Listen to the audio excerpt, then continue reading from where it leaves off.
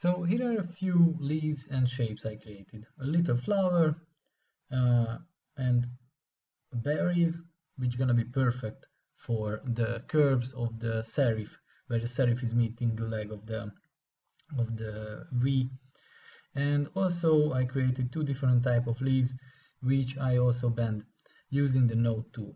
So note at this part that I am only using the node tool to fix up the shapes, and I try to follow the simple shape of the V as much as possible. I created in the previous video, I created the pink version of the logo, so I just saw more or less how the idea would work out. It's very important. It is like the sketching part, you know. I see how the idea will work out even before actually doing it and putting a lot of work in it, because now this one is quite an amount of work. I was taking a good amount of time to create all these elements, and now I didn't want to rob your time, so now I'm just showing how I scale them and refine them to fit into the shape. This logo design is seemingly, as I said in the lesson about simplicity, and I say it in the workbook too, seemingly going against simplicity because it has so many little details. But many companies are using this type of logos, and I also like them because they are clever. From a close-up view, you see the little details, and when you zoom out, you see them. Yes, it's fitting here. You see them merging together, so that these little parts are disappearing, creating a big logo, the big shape. And this works perfectly for this kind of stuff. Also about the colors, I tell it here also as well. I will in the part about the colors in logo design. I don't care what color I'm using when I'm designing the logo. It's something that I feel comfortable with. So it doesn't matter what color it is. Now I'm using green because this is, you know, ecological homemade soap product. So I'm using that. Okay, I just jumped a bit in the video because it took also a lot of time to fit in, but as you see already the shapes are coming up here. I'm just adding a little weeds.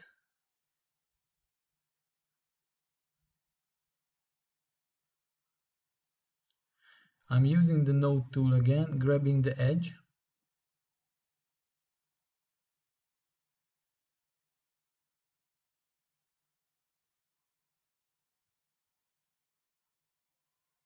And adding a node here and making other curves.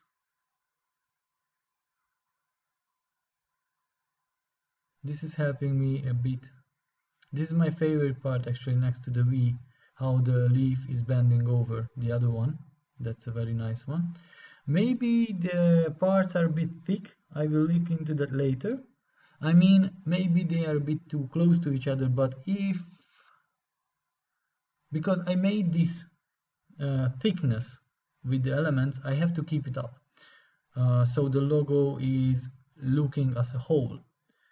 I mean, as one single object with a V cut out in the negative space. And this is a very interesting type of logo design for myself as well.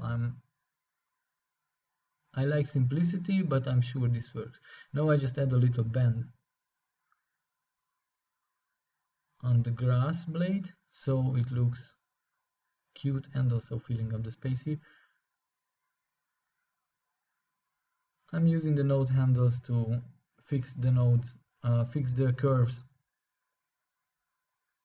That is so much easier to do in Inkscape, by the way, than in, I think, any other vector program I know. I just converted a friend from Illustrator. Yeah, it's coming up together nicely. You see, when I'm zooming out, I already see that the logo is looking good in a small size. I'm just fitting this leaf a bit more because I want to follow the shape of the V as much as possible. But if you check on the top, there is this big leaf hanging in. The point is that it's, how to say, breaking the space between the top part and the middle part of the V. So it's hanging over casually, and it's not sticking out. Okay, here I also try to add a little detail. Okay, just a little leaf or sprout just to fill on this edge. I really like it and I want to keep it.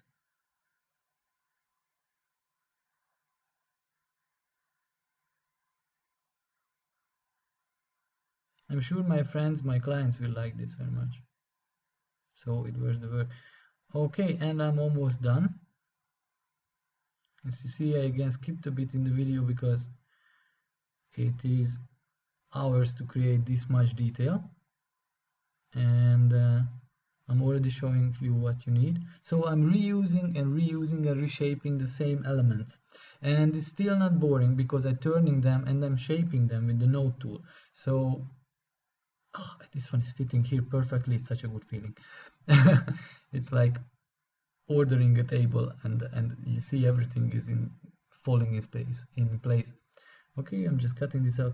So the point is that I am creating the elements and duplicating them, but I'm not using them as they are. I'm reshaping, creating a bit of an, how to say, controlled chaos, which means I'm shaping the elements. Lovely. I'm shaping the elements as I work. So they are not all the same, looking like a pattern. Okay, I zoom out and you can see this works very nice. Let's move it. Amazing. This is what I had in my mind. It's so good to see. Let's zoom out. Looks good. It looks almost as thick as it was in the black and white version. So I know this will work. I know this could work for the client. I already see it in my head how it would look on a soapbox or an what is it, package on the soap.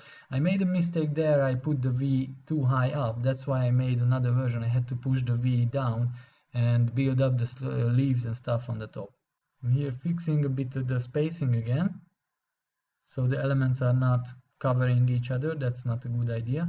But all in all, I am satisfied.